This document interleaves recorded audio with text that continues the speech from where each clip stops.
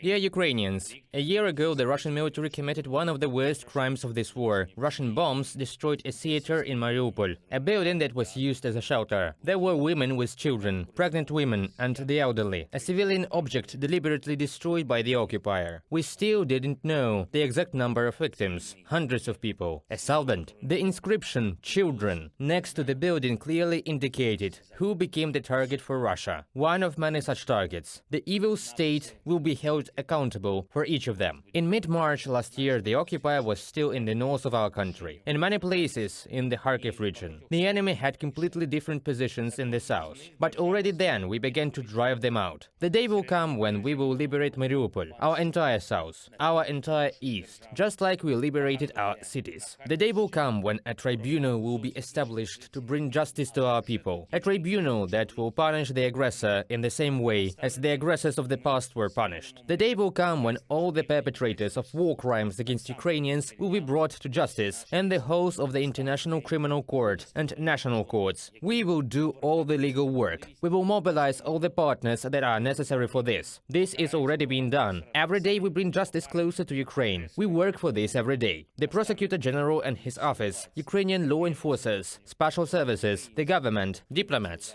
My office. Russian ideology of aggression will not be able to remain unpunished. There will be punishment. And if some terrorists hope to hide somewhere, it will not work for them. All those who bombed Ukraine, who burned our villages, who shelled Ukrainian cities, Mykolaiv, Kherson, Nikopol and Marhanets, Zaporizhia, cities of Donbass, Kharkiv and Kharkiv region, all those who carry out terrorist fire against the communities of Chernihiv and Sumy regions, all those who brought the war to Donetsk and Luhansk, all those who tried to enslave Crimea, all of the Russian aggressors will be held accountable. They will be held accountable for every Ukrainian life taken. Eternal memory to all our people, all adults and children whose lives were taken by Russian terror. I spoke with the British Prime Minister. Generally, we talked about how to increase our defense capabilities. As always, it was a very concrete conversation, and I thank Rishi. I thank all the British people for their unflagging and attentive support. There will be the results of this conversation. Our warriors will see them. I also met with the Prime Minister of Latvia in Kyiv. I thanked him for the new defense package for our country, for the principled support at all levels, from weapons to politics, from sanctions against Russia to legal issues. We are constantly working on two directions of our foreign policy, European and Euro-Atlantic, with all our partners, with officials and public figures, with politicians and all other communities that have influence. I thank Latvia for supporting Ukraine on both of these paths, the European Union and NATO. We spoke with Prime Minister Karins about their respective prospects for this year. Ukraine has already been Europe. Ukraine will always be Europe.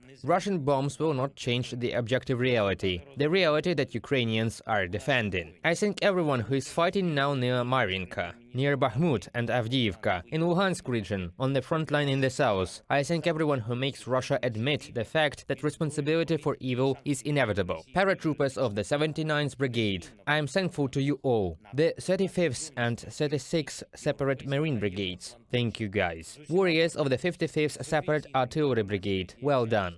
The 74th Separate Reconnaissance Battalion, thank you. I thank the warriors of the National Guard, who are fighting in the east together with all our defense forces. Battalion groups of the Central and Western Operational and Territorial units of our National Guard, thank you guys. Zaporizhia direction, the 128th Separate Mountain Assault Brigade and the 44th Separate Artillery Brigade, as always well done. Kharkiv region, the 3rd Separate Tank Iron Brigade, the 1st Separate Pohun Special Forces Brigade, the 127th Separate Brigade of the Territorial Defense. Thank you, warriors. Glory to each and everyone who is now fighting for Ukraine. I'm grateful to each and everyone who brings accountability for the evil state closer. All of Ukraine will be free. Glory to Ukraine.